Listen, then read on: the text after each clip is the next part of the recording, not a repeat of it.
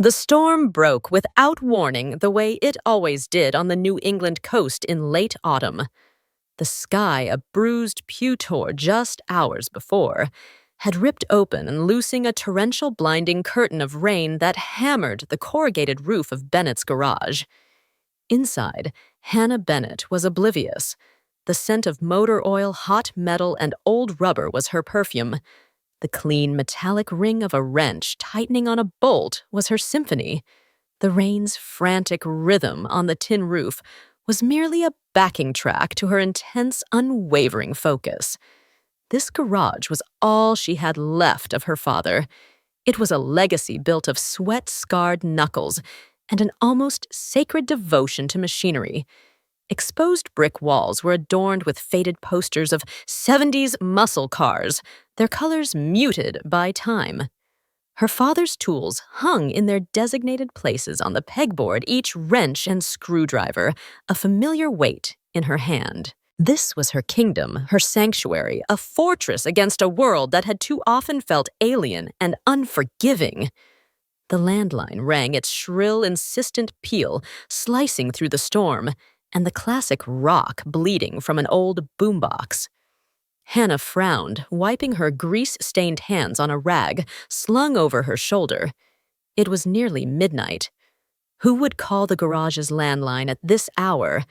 Any real roadside emergency would have come through on her cell.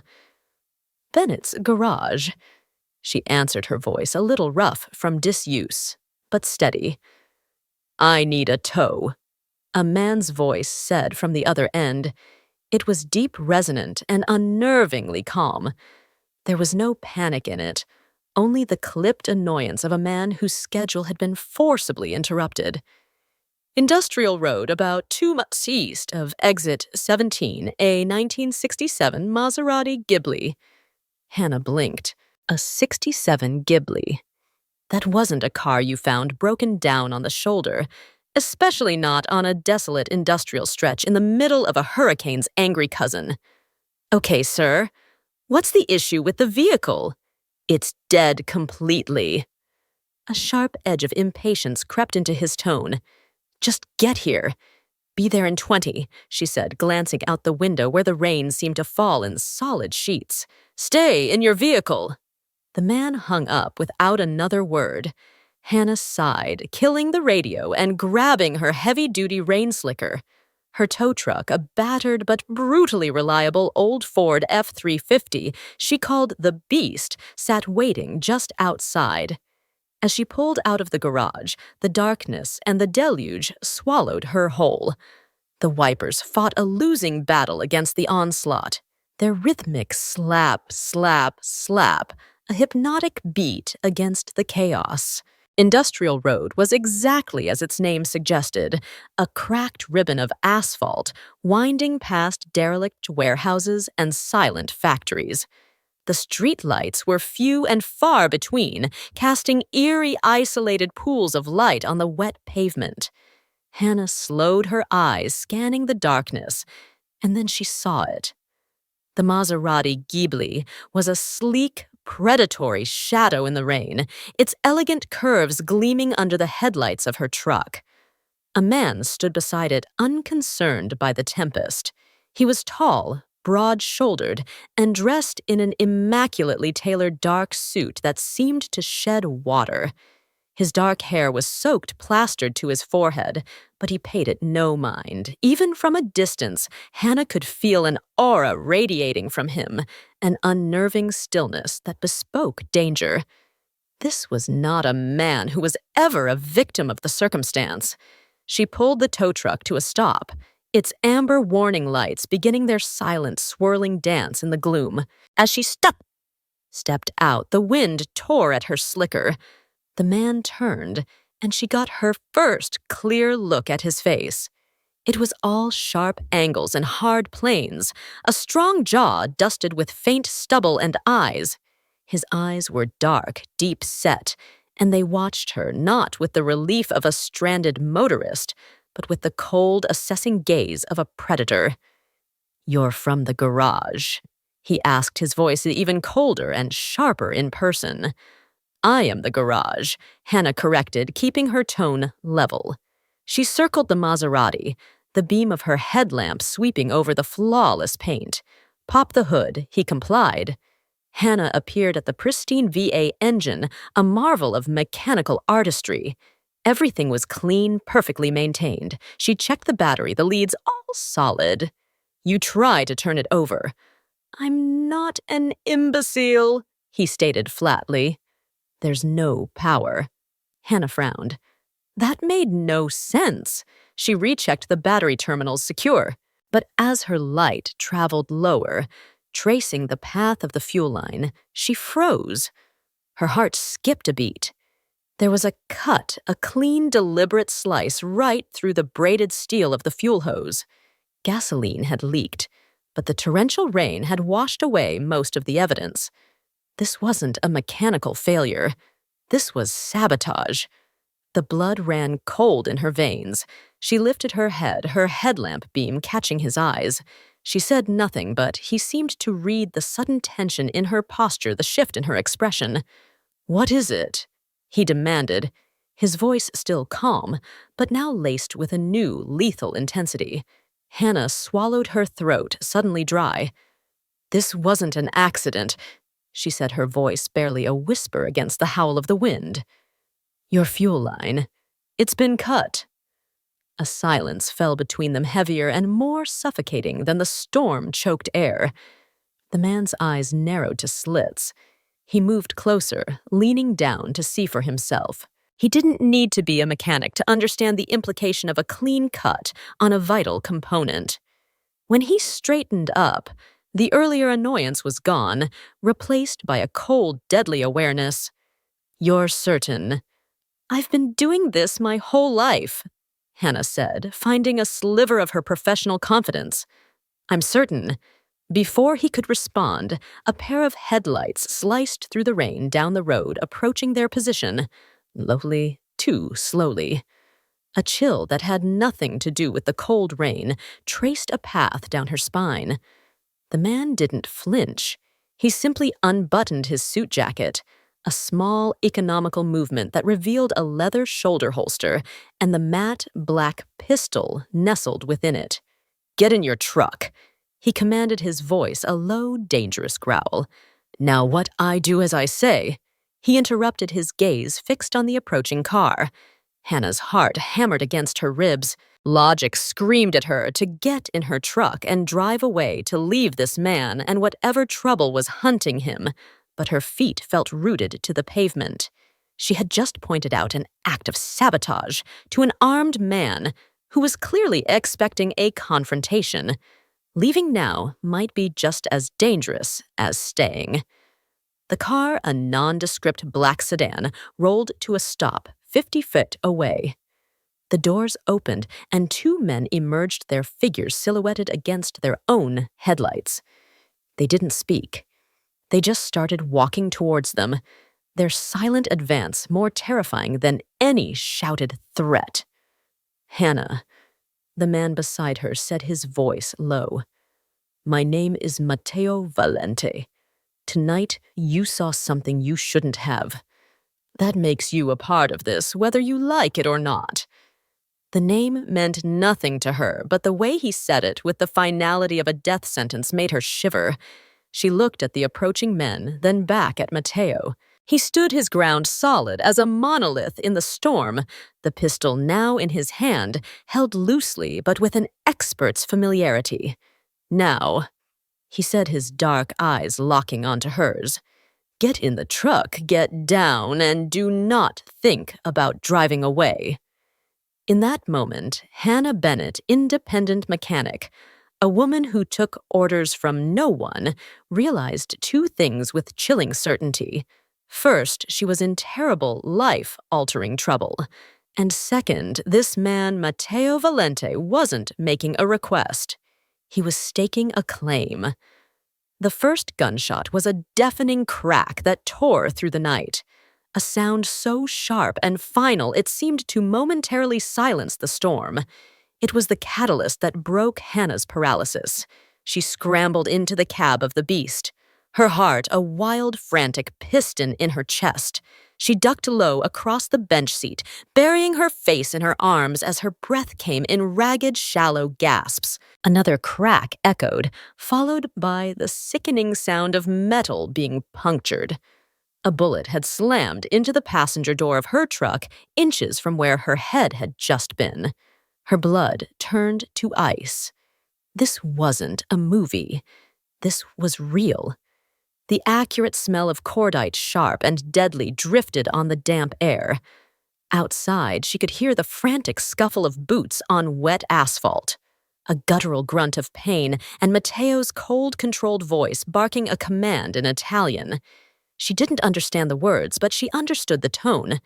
It was the voice of a man accustomed to command in the midst of chaos, a man for whom violence was a second language. Hannah squeezed her eyes shut, wishing she could rewind time by 30 minutes, wishing she had ignored that fateful call, wishing she were just a mechanic in her garage safe amidst her tools and oil pans. Then, as suddenly as it began, it was over. A heavy, ringing silence descended, broken only by the steady drumming of the rain. She waited, not daring to move. Every nerve in her body stretched taut. The driver's side door of the tow truck was pulled open. Hannah flinched, a scream catching in her throat. Matteo Valente stood there, his large frame silhouetted against the weak, distant streetlight. Rain streamed down his face, but his eyes were as sharp as shards of obsidian. His suit jacket was torn at the sleeve, and a fresh scratch marred his cheekbone. But otherwise he appeared unnervingly unscathed. "It's done," he said, his voice flat. "Get out!" Trembling, Hannah crawled out of the cab. The two men in black lay motionless on the pavement, the puddles of rainwater around them stained a sickening dark crimson. Their sedan stood with its door as agape, silent as a tomb. The sight turned her stomach. Matteo didn't spare them a glance. His focus was entirely on her. "I told you. You saw what you shouldn't have." He holstered his pistol with a smooth practice motion. "My car is useless here. We're taking yours." Taking it where Hannah stammered, her voice shaking. "Somewhere safe," he replied, as if that explained everything. He walked to the passenger side of her truck, opened the door, and then looked back at her, raising a single dark eyebrow. An unspoken command, a wave of defiance born of pure terror surged through her. "I'm not going anywhere with you. I'm calling the police." Matteo let out a short, dry laugh. It was a sound utterly devoid of humor. "And who do you think cut my fuel line?" "The police. This is a family matter. The cops won't help you. They will only make you an easier target. Those men, they saw your face. They know you helped me. If you stay here, they will come back to finish the job. And next time, I won't be here to stop them." Every word was a cold spike of truth driving into her. She looked from the bodies on the ground to his hard, implacable face. He was right. She knew he was right. The cold fear tightened its grip, but beneath it was a dawning, horrifying sense of resignation. She had stumbled into a world where the normal rules didn't apply. Tonight, she had lost the passport to her old life. She took a deep, shuddering breath, the cold air burning her lungs. All right. The drive back to the city was surreal. Hannah drove her hands clenched so tightly on the steering wheel, her knuckles were white. Matteo sat beside her, a silent, imposing presence that filled the small cab. He gave quiet directions, guiding her through a labyrinth of side streets and dark alleys she rarely used, expertly avoiding the main thoroughfares and their prying eyes. She stole glances at him. In the dim glow of the dashboard lights, his profile was sculpted from shadow and secrets. She could smell his cologne, a subtle, expensive scent of sandalwood and amber now mingled with the ozone of the rain and the faint, sharp tang of gunpowder. It was a dangerous, intoxicating combination. He directed her to a nondescript brick building in a forgotten industrial sector. As they approached, a heavy steel roll-up door slid upwards, revealing a brightly lit, cavernous underground garage. It housed a collection of pristine luxury and vintage cars, each one gleaming under the fluorescent lights. Hannah's battered F-350 looked glaringly out of place. An older man in clean overalls approached as Hannah killed the engine. He gave Matteo a respectful nod before his eyes settled on Hannah with undisguised curiosity. "Marco, take care of the truck," Matteo ordered. "Make sure it can't be traced. And find the young lady some dry clothes."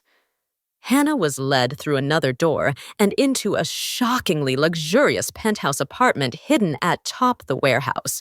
The interior was a stark contrast to the building's gritty facade. Exposed brick walls were balanced by floor-to-ceiling windows that offered a panoramic view of the city skyline, glittering in the rain. The furniture was modern minimalist, and every surface was immaculate. It was cold impressive and utterly impersonal. An older woman, presumably a housekeeper, handed her a set of clothes, gray sweatpants, and a soft cashmere sweater, and gestured toward a bathroom larger than Hannah's entire bedroom.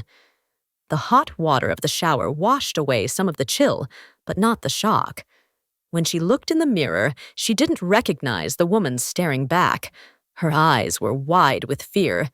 Her face pale, she pulled on the luxurious clothes, the soft cashmere, a foreign sensation against skin accustomed to rugged denim and cotton. When she emerged, Matteo was standing by the window, a glass of amber liquid in his hand. He'd changed into a fresh black shirt and looked disturbingly at ease. "Drink this," he said, nodding toward a second glass on a nearby table. "You need it." Hannah shook her head. "I need answers. Who are you?" He took a sip of his drink, his eyes never leaving the skyline. "I'm a businessman. My family has been in the city for generations. Sometimes competitors become aggressive." "Aggressive?" Hannah repeated, a bitter laugh escaping her lips. "That wasn't aggressive. That was an attempted execution, and you dragged me into it." "I didn't drag you into anything," he said, finally turning to face her, his gaze intense. "Your decency did. You could have driven away. You could have said you couldn't fix the car, but you didn't. You told the truth. And in my world, Hannah, the truth is a dangerous commodity." The fact that he knew her name sent a fresh chill down her spine. She had never told him. He'd had her investigated in the short time it took them to drive here. The thought was both terrifying and strangely invasive. "You have a choice," he continued, setting down his glass.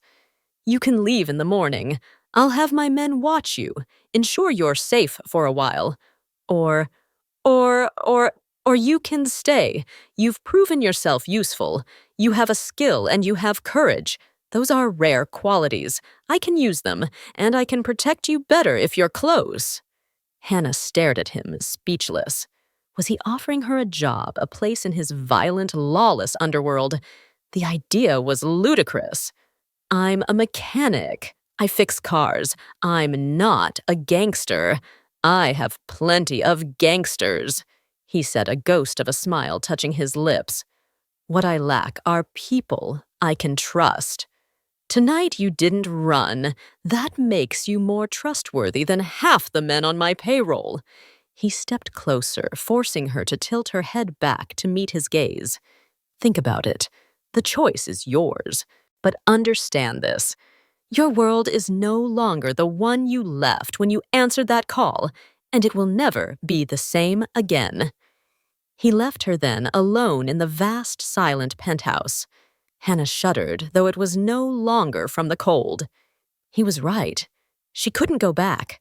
Those men had seen her face. Wherever she went, she would be looking over her shoulder.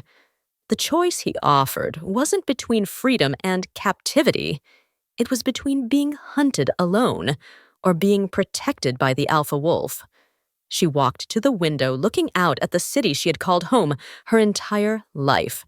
It looked foreign now, a web of light and shadow, filled with dangers she had never known existed.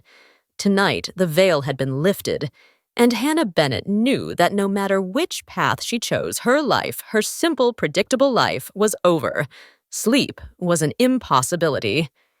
Every time Hannah closed her eyes, she was back on that rain-sullied road, the scene illuminated by muzzle flashes. The dead men's vacant stares fixed on nothing. She paced the length of the penthouse. The plush fibers of the Persian rug, a strange, unsettling sensation under her bare feet. It was a gilded cage, and she was a bird that had flown right into it. Dawn broke over the city, a smear of bruised purple and gray across the post-storm sky. With the first light came resolve. She couldn't stay here. This wasn't her world, and she didn't want it to be. She would take his offer of protection, but from a distance. She would return to her garage, her life, and she would try to stitch the shredded pieces of her normally back together. When Mateo entered the main living area shortly after sunrise, carrying 2 mugs of coffee, she was waiting for him. "I want to go home," she said, her voice firm, leaving no room for argument. He studied her for a long moment, his dark eyes seeming to peel back the layers of her resolve to see the fear still churning beneath. Then he gave a curt nod. "As you wish." He held out one of the mugs. "My men will follow you. They will be discreet. If you see anything at all that feels wrong, you call this number." He placed a slim, featureless burner phone on the marble coffee table. "It only dials one number, mine." His easy acquiescence was disarming. She had braced for a fight for him to insist she stay. His simple agreement was somehow more unnerving. The drive back to Bennett's garage was a tense, surreal affair. She knew she was being followed, but the dark sedans he used were indistinguishable from any other car on the road. The feeling of being watched, of being invisibly herded, made her skin crawl. When she finally turned onto her street, a familiar sense of relief washed over her. This was her turf. But as the garage came into view, the relief curdled into horror. Her heart seized in her chest. The heavy-duty roll-up door had been pried open, its metal skin buckled and bent. The window to her small office was shattered, glittering shards of glass strewn across the damp sidewalk. "No," she whispered, shoving the truck into park and bolting from the cab before it had even fully stopped. The inside was a scene of calculated destruction. Tools were scattered across the floor. The car she had been working on, a customer's prized Mustang, a vintage pickup she was restoring, had their tires slashed and windshields spiderwebbed with cracks. Her small office had been ransacked, papers and manuals thrown everywhere, drawers pulled out and overturned. This wasn't just vandalism. They had been searching for something. Hannah stood in the wreckage of her life's work, a cold, violating fury washing over her. They had breached her sanctuary. They had desecrated her father's legacy. The anger, hot and clarifying, burned away the last vestiges of her fear. The burner phone felt like a lead weight in her pocket. She pulled it out, her fingers surprisingly steady as she pressed the single call button. He answered on the first ring. "What is it?" "They were here," Hannah said, her voice shaking with rage. "They destroyed my garage."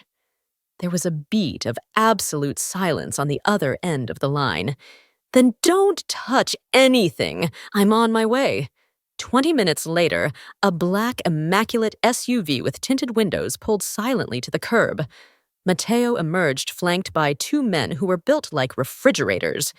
He surveyed the damage, his cold eyes taking in every detail of the violation. He said nothing, but a palpable, dangerous anger radiated from him. He stopped beside Hannah, his gaze sweeping over the chaos. "This wasn't random," he stated, his voice a low growl. "This was a message that they can get to you." He turned to her, his eyes intense, and they were looking for something. Looking for what? I don't have anything, Hannah insisted, gesturing helplessly at the mess. Are you sure? Matteo pressed. Your father. Did he ever mention any old business, any favors owed, anything he might have held for someone? Hannah's brow furrowed as she ransacked her own memories. No, he was just a mechanic. He loved cars. That was it. Matteo scanned the garage again, his eyes narrowed in thought. Perhaps he had something he didn't know he had. He barked an order in Italian to his men, and they began a more methodical professional search of the wreckage. In the days that followed, Hannah's life was unmed. With the garage out of commission, she found herself back at Matteo's penthouse, no longer a reluctant guest, but a displaced person. He had his own construction crew begin the repairs on her garage, but he was adamant that she was not safe there alone. Living in such close proximity to Matteo was a disquing dance of intimacy and distance. He was both present and absent, spending hours in his office on hushed phone calls, or disappearing for entire days without explanation. But when he was there, his presence was magnetic. He would watch her sometimes with an intensity that made her feel like a complex engine. He was trying to understand. One evening, he found her sketching a design for a custom intake manifold on a napkin. Your father taught you that? He asked, his voice softer than she was used to. Hannah nodded, not looking up. He said I had a gift for it, an instinct for how the air needs to flow. He was right, Matteo said. He sat across from her, a respectable distance between them. Tell me about him. And against her better judgment, Hannah did. She spoke of his passion for restoring forgotten classics of the Greece that was permanently embedded under his fingernails, of the quiet pride in his eyes when an engine he'd rebuilt roared to life for the first time. As she talked, she saw that flicker of empathy in Matteo's eyes again. My father built an empire on loyalty and fear. He said, his voice a low murmur. He trusted very few. He taught me that the only thing more dangerous than an enemy is a friend you can't trust. These glimpses of the man behind the fearsome reputation were confusing. They drew her in, making her forget for a moment the blood and the violence. But then a stark reminder would inevitably shatter the illusion. A late-night meeting with men whose faces were hard and whose eyes were empty.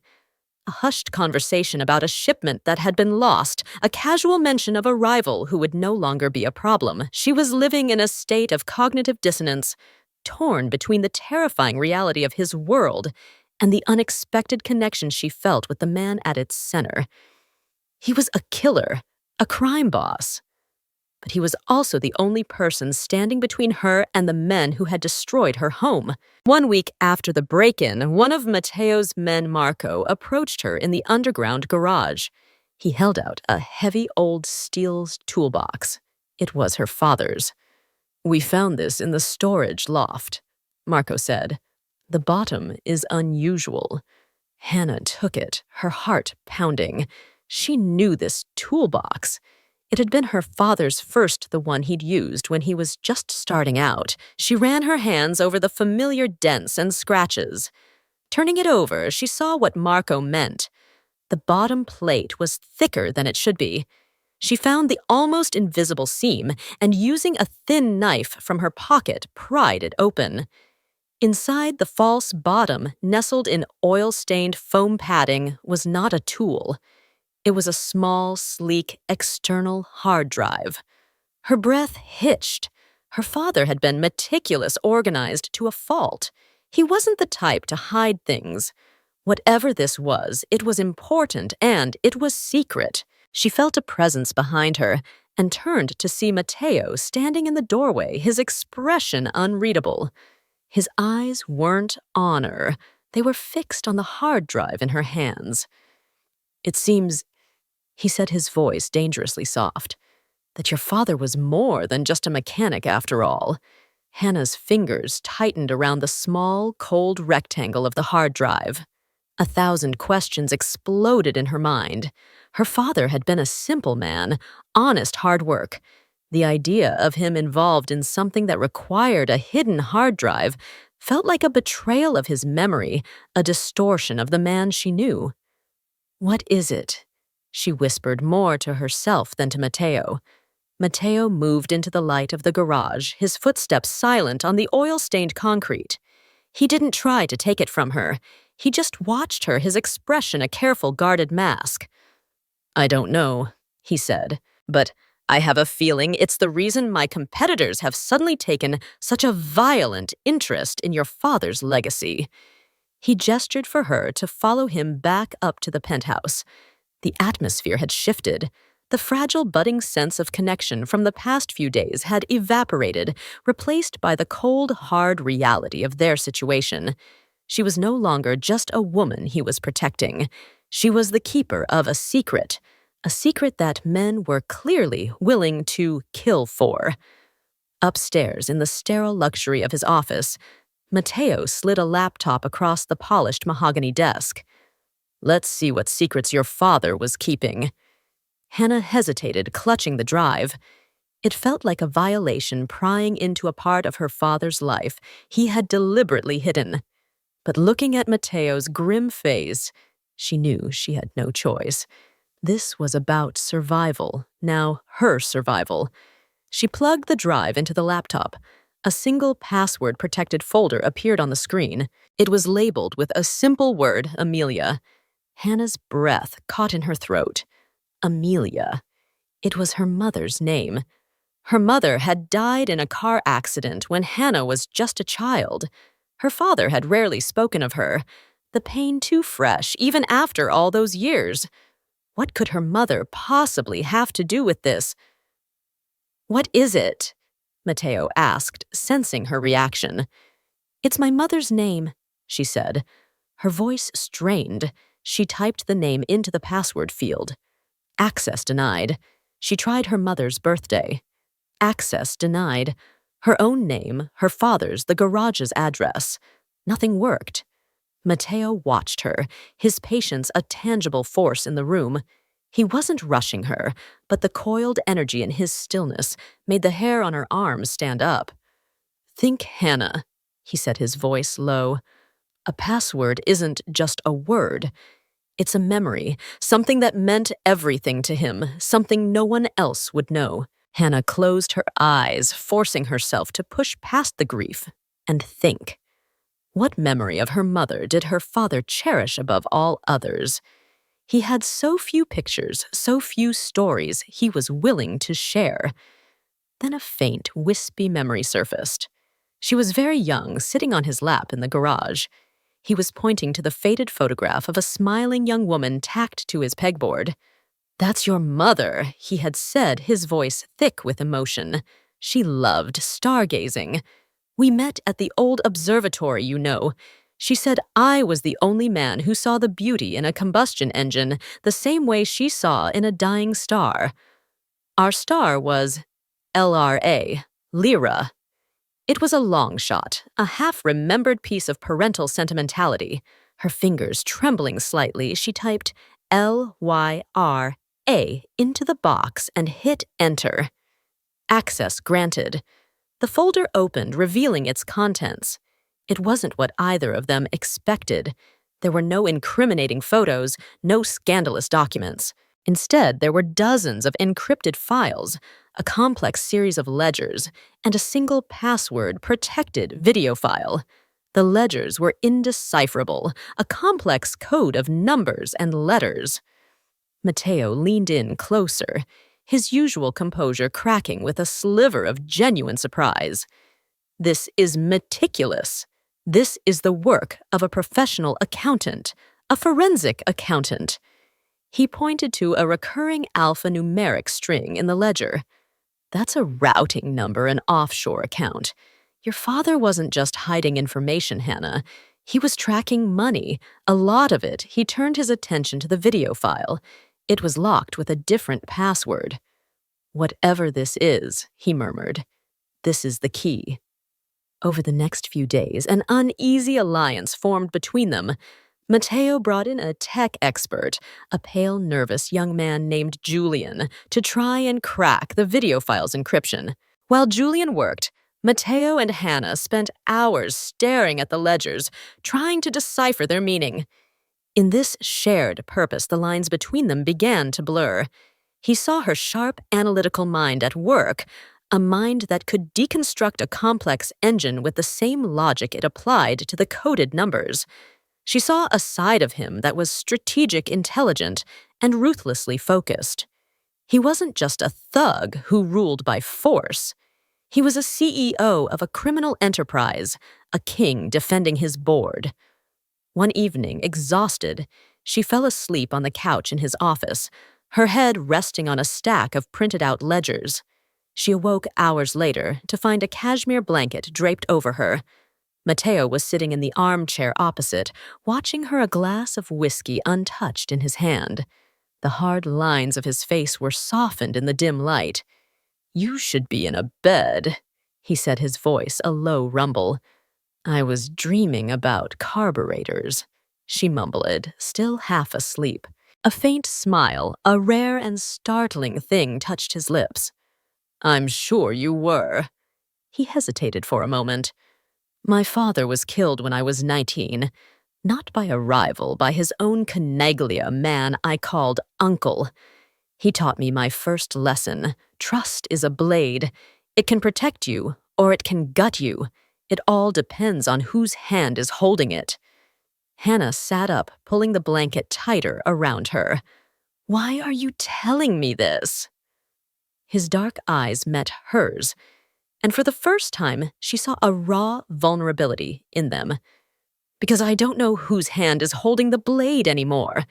Because you, a mechanic with grease under her fingernails, are the only person in the last 10 years who hasn't wanted something from me." His gaze dropped to the laptop until now. The implication hung in the air between them that she now held the blade. The thought was terrifying. The breakthrough came from Julian 2 days later. He hadn't cracked the password, but he had found a back door, a fragment of code in the video itself. It was a set of GPS coordinates. Matteo pulled the coordinates up on a satellite map. It pointed to a location upstate, the old abandoned Blackwood Observatory, the place from her father's story. He didn't just leave a password. Hannah breathed a sense of awe mixing with her dread. He left a map. Matteo's expression was grim.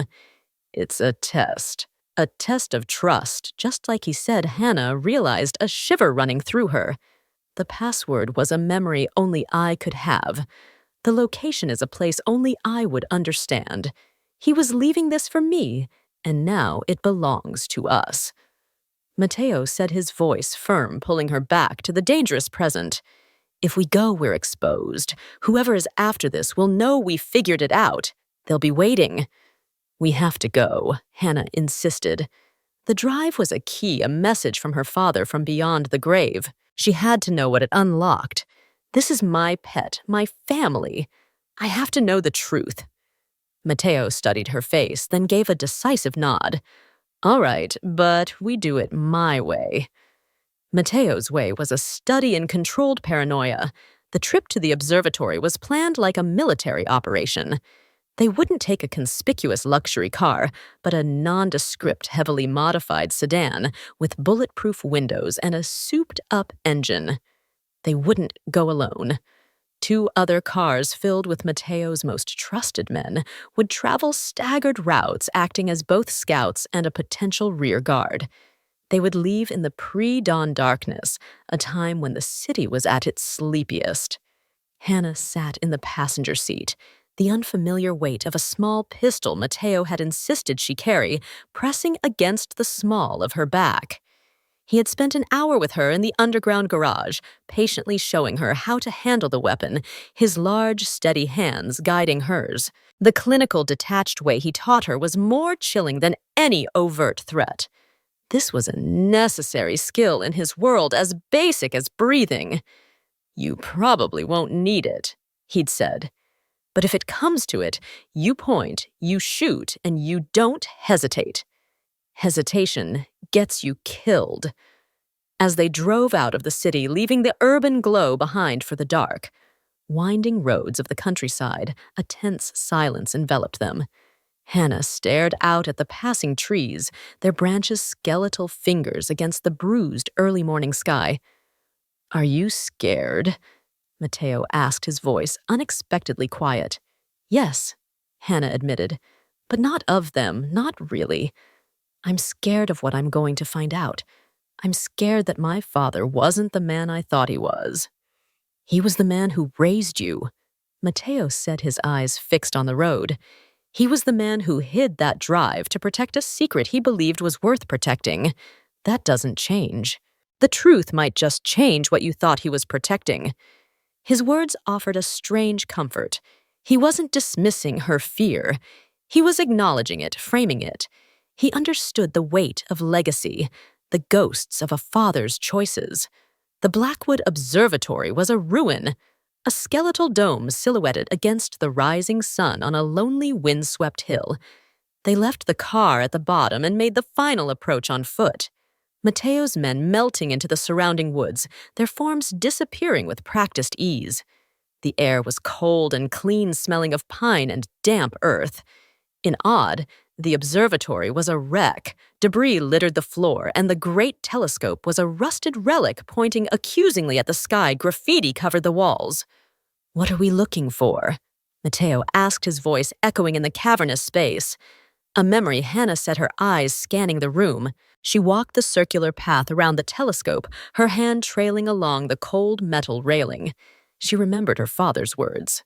"Our star was Lra." She looked up at the dough ceiling.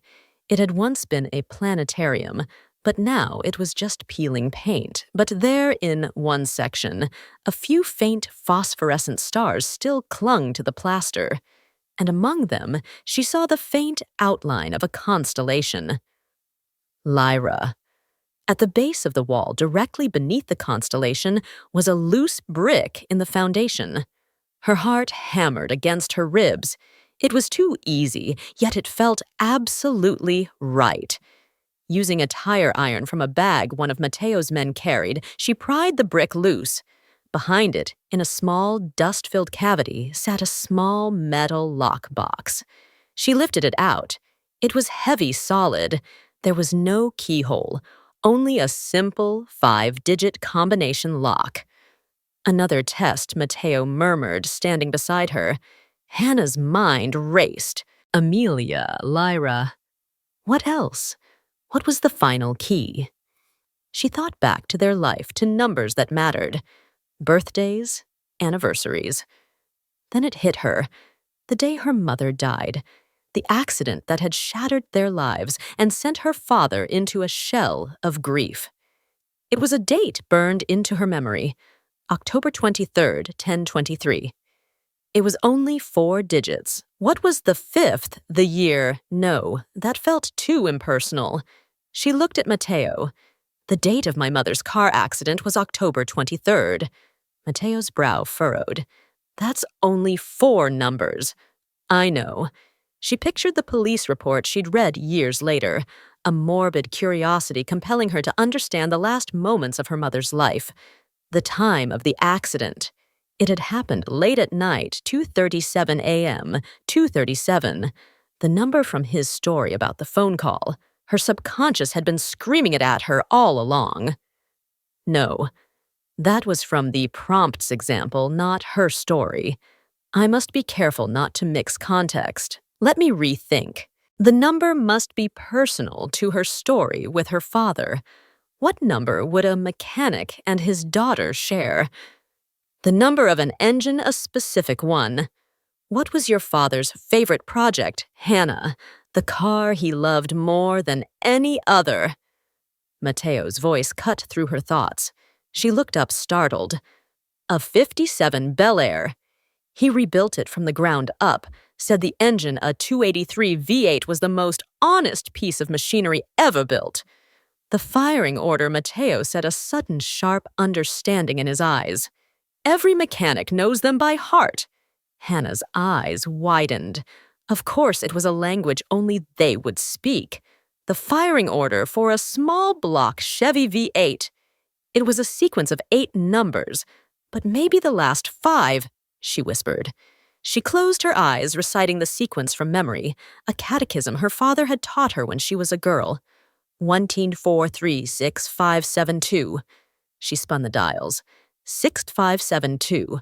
What about the first number, the 5th digit? She tried a 3, then a 4. Nothing. Her frustration mounted. Wait, she said, her eyes snapping open. She looked at the box, then at the brick she'd removed, scratched faintly on the inside of the brick, almost invisible with dust. Was a number 1. She set the first dial to 1.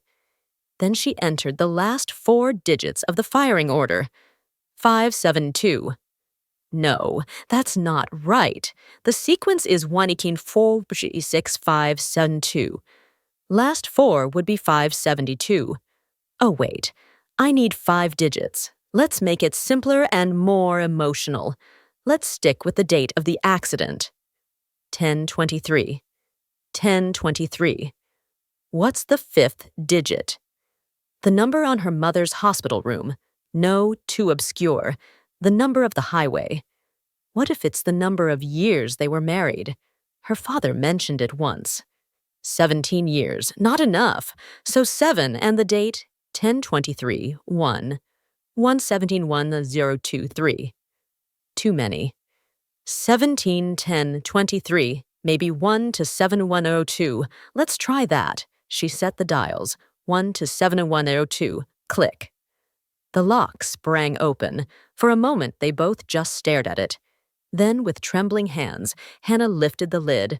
Inside, resting on a bed of yellowed velvet, was a leather-bound journal and a single, ornate silver key. There was also a thick envelope. Hannah opened the envelope first. It was full of photographs, photos of her father younger, smiling, standing next to another man, a man with familiar dark eyes and a hard jawline, a much younger Matteo. No, not Matteo. It was his father, Antonio Valente, the man who had ruled the city's underworld before him, and in several photos another man stood with them, a man with a cruel smile and cold eyes she didn't recognize. Her father wasn't just a mechanic, he was Antonio Valente's confidant, his friend. She opened the journal. The first page was a letter written in her father's familiar, neat script. My dearest Hannah, if you are reading this, then I am gone. In the past, I tried so desperately to bury has found you. For that, I am endlessly sorry. I was not just a mechanic. I was a keeper of secrets for a man I considered a brother, Antonio Valente. He was a dangerous man, but he had a code of honor. But honor is a rare thing in that life. He was betrayed and murdered not by his enemies, but by his partner, a man named Marcus Falcone. Hannah's head swam. Falcone. That was the name of the rival family that was now hunting Matteo. Antonio knew Falcone was moving against him. He entrusted me with the evidence, the ledgers, the proof of Falcone's treason, and this key. He said it would unlock everything. He made me promise to keep it safe, to only give it to his son Matteo if the time came when Matteo was ready to see the truth. I hid it all for you, for your safety. I ran from that life to give you a normal one.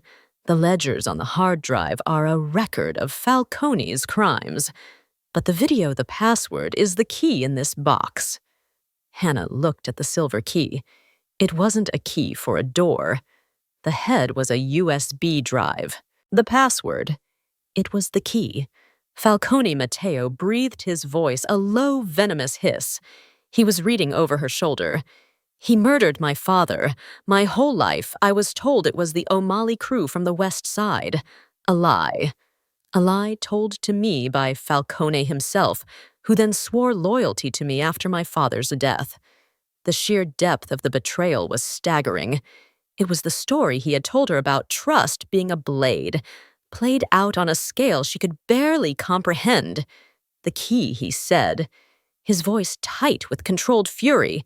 "It's the password for the video." They didn't wait. They raced back down the hill, the sense of urgency of palpable current between them. In the car, Hannah plugged the hard drive and the key into the laptop. The video file password prompt appeared. She inserted the USB key. The prompt disappeared. The video opened. It was security footage, grainy and time-stamped 20 years prior. It showed the inside of an old warehouse office. It showed her father looking nervous. It showed Antonio Valente, and it showed Marcus Falcone smiling, pouring Antonio a drink. Then, as Antonio's back was turned, Falcone pulled a pistol and shot him in the head. The video was clear, undeniable proof. Her father had witnessed the murder. He had been forced to help cover it up to save his own life and the life of his young daughter. He had lived with that secret, that horror, every single day. Hannah felt a wave of nausea. All the years of her father's quiet sadness, his distance, his fierce overprotectiveness, it all suddenly made a terrible, tragic sense. Matteo watched the screen, his face an expressionless mask of stone. But Hannah could see the muscle jumping in his jaw, the white-knuckled grip he had on the edge of the laptop. He was watching his father's murder.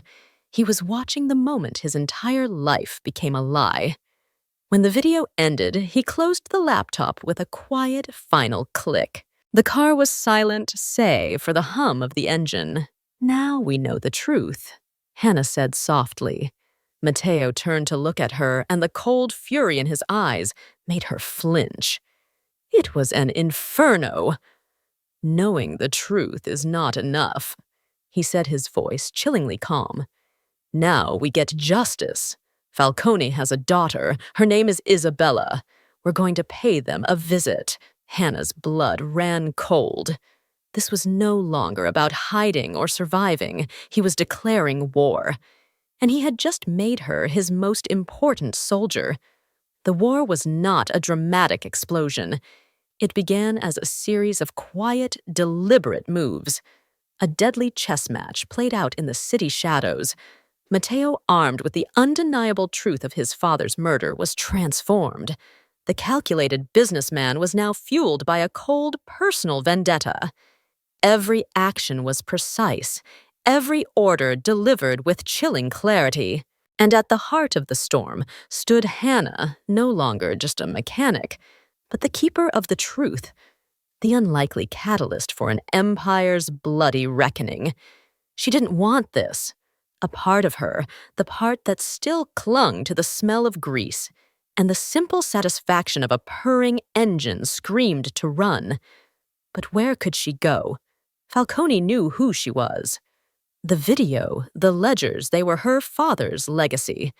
And now they were her death sentence, if she was ever left unprotected. More than that, seeing the raw pain behind Matteo's controlled fury had forged a new, unbreakable bond between them. She had seen the lie that had shaped his life, and he had seen the secret that had haunted hers. They were bound by the ghosts of their fathers. "You said Falcone has a daughter," Hannah said as they drove back to the city, the weight of the video pressing down on them. "What does she have to do with this?" "In our world, you don't just kill a man," Matteo explained, his voice devoid of emotion. "You dismantle his legacy. You take what he values most. Marcus Falcone adores his daughter. She is his only weakness, the single beautiful thing in his life of filth. We are not going to harm her. We are going to use her to draw him out into the open." The plan was audacious. There was an annual charity gala hosted by the city's elite, an event where men like Matteo and Falcone could pretend to be civilized philanthropists. Isabella Falcone was one of the event's organizers. Matteo intended to be her escort, and Hannah would be there with him. "Me at a gala?" Hannah laughed, a bitter, humorless sound. "Look at me, Matteo. I own 2 pairs of jeans and a dozen stained t-shirts. I'd stick out like a sore thumb. You will be the most beautiful woman in the room, Matteo stated.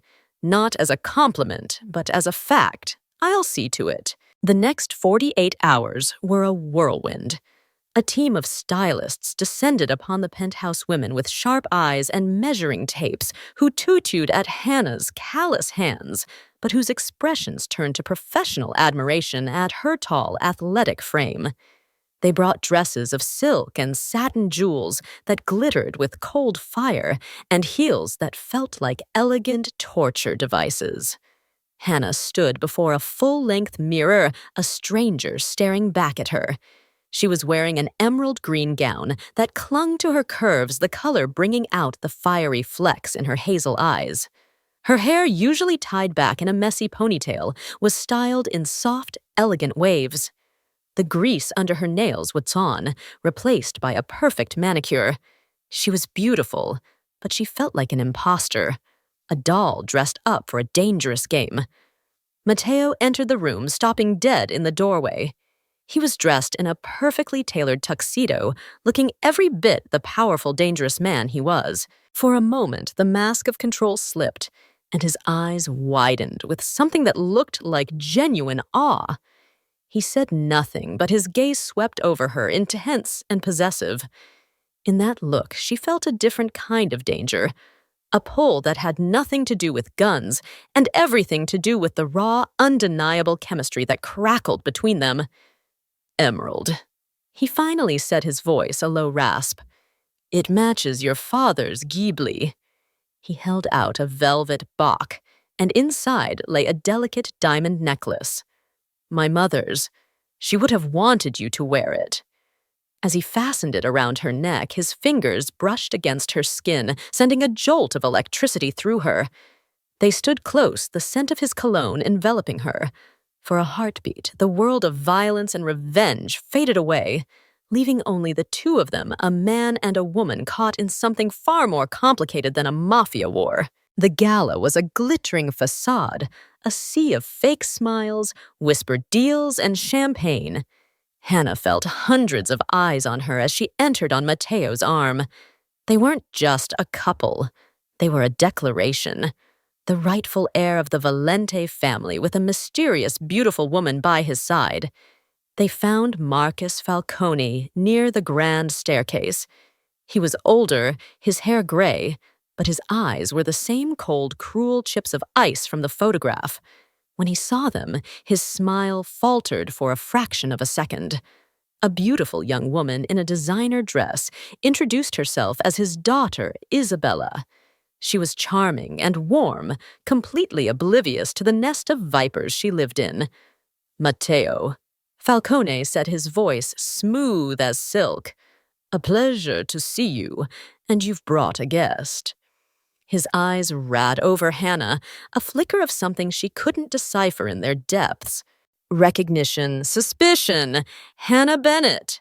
Matteo said, his hand resting possessively on the small of her back. A close personal friend. The rest of the evening was a masterclass in psychological warfare. Matteo was charming, relaxed, chatting with Isabella, while his presence put her father on edge. Hannah played her part, smiling politely while her mind raced. She was the bait. She was the symbol of the secret he now held. The confrontation happened in a secluded garden terrace. Matteo had maneuvered Falcone outside, away from the crowds. She looks familiar. Falcone said, his voice losing its silken edge. Bennett. I knew a mechanic by that name years ago. He was a good man, Matteo replied coolly. Loyal. He held on to something for me, something my father left behind. Falcone's face went pale. The mask of civility shattered, revealing the rat cornered in a trap. I don't know what you're talking about. Matteo simply smiled a chilling, predatory expression. Oh, I think you do. The video is quite clear. My father's office a bottle of his favorite scotch. It was a very personal betrayal. Panic flared in Falcone's eyes. You have nothing. I have everything, Matteo corrected him, and I'm going to take everything from you, Marcus. Your business, your reputation, your life, just like you took my father's. He leaned in closer. But first, you're going to confess. You're going to tell the heads of the other families what you did. You will dismantle your own legacy. Falcone lunged not at Matteo, but at Hannah, grabbing her and pressing a small silver pistol to her temple. You won't do anything. He snarled, his composure gone. Drop your weapon or she dies. Matteo's men, who had been positioned discreetly nearby, raised their guns. But Matteo held up a hand, his own weapons still holstered. His eyes, cold and furious, were locked on Falcone. But his next words were for Hannah. He won't shoot you, Matteo said, his voice calm and steady, a lifeline in the chaos. Look at him. His hand is shaking. He's a coward who shoots men in the back. He doesn't have the stomach for this. It was an insane gamble. But as Hannah felt the tremor in Falcone's hand, she knew Matteo was right. Falcone was panicking, improvising. Using her was an act of desperation, summoning every ounce of courage she possessed. Hannah did the one thing Falcone didn't expect. She stomped her stiletto heel down hard on his instep. He roared in pain, his grip loosening for a split second. It was all she needed. She slammed her head back into his nose with a sickening crunch and dropped, twisting away. The moment she was clear, 2 shots rang out in quick succession. Not from Matteo's men, from Matteo himself. He had drawn and fired his weapon with impossible speed. Falcone crumpled to the ground, his eyes wide with surprise, a neat hole in his forehead. Silence descended, broken only by the distant sound of the orchestra inside. Hannah was breathing heavily, her body trembling with adrenaline. Matteo was instantly at her side, his hands checking her for injuries, his eyes blazing with a fierce, protective light. "Are you all right?" he asked, his voice rough with emotion. She could only nod, her throat too tight to speak. He pulled her into his arms, holding her tightly against his chest. She could feel the frantic, heavy beat of his heart against her ear. He wasn't the cold, untouchable crime boss now.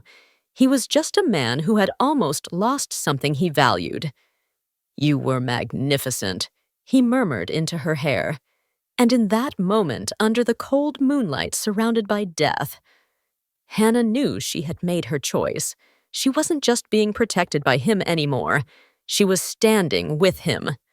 The fall of the Falcone Empire was swift and brutal. With the video as leverage and Marcus Falcone dead, Matteo systematically dismantled his rival's operations.